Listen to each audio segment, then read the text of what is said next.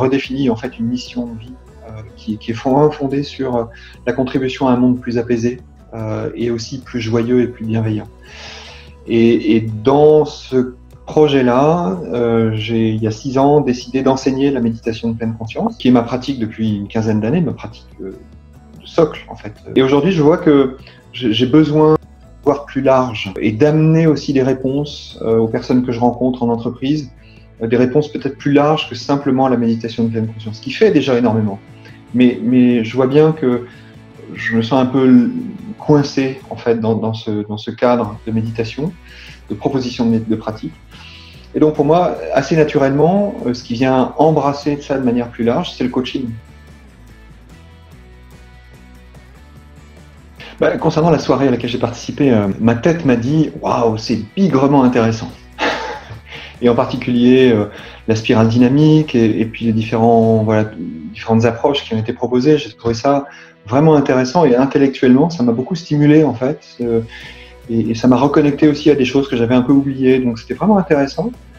C'était assez motivant aussi. Et donc mon cœur m'a dit, mais écoute, voilà, en face de toi, tu as des gens sérieux, tu as des gens costauds, tu as des pratiques costauds, tu as des méthodologies qui sont éprouvées, tu as quelque chose qui tient vraiment la route.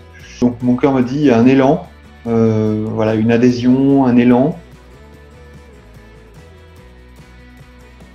Alors je voudrais en fait, pour amplifier le mouvement, plutôt m'adresser à des décideurs et à des managers, en fait. C'est-à-dire des gens qui, par leur changement de posture, peuvent amener un changement de posture plus large et plus collectif. C'est aussi des gens qui sont en souffrance, qui peuvent être en souffrance en tout cas dans le contexte professionnel, qui peuvent être coincés pour justement développer leur potentiel, qui s'appuient au fond du fond pour tout le monde sur des qualités de cœur. Et comment amener ces personnes-là à emmener les autres dans une vision de la relation, dans une vision de l'être, qui soit une vision dans laquelle il y a de l'authenticité, il y a de la bienveillance, il y a de l'éthique, il y a de l'engagement, et qui soit pas juste un engagement au service de la performance, mais qui soit un engagement au service de l'humain.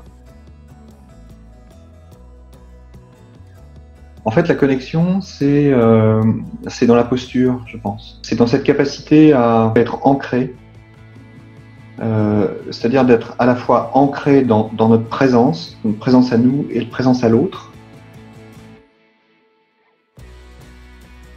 Donc là où la méditation peut nous aider, c'est un élément principal, il n'y a pas que celui-là, mais c'est un élément principal, c'est de cultiver notre capacité à être présent à tous ces changements-là.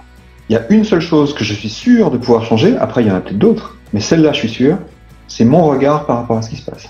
Ça, je peux changer ça. Ça, c'est 100% sûr. C'est à peu près la seule chose dont je peux être sûr dans ma vie, c'est que le regard que je porte peut changer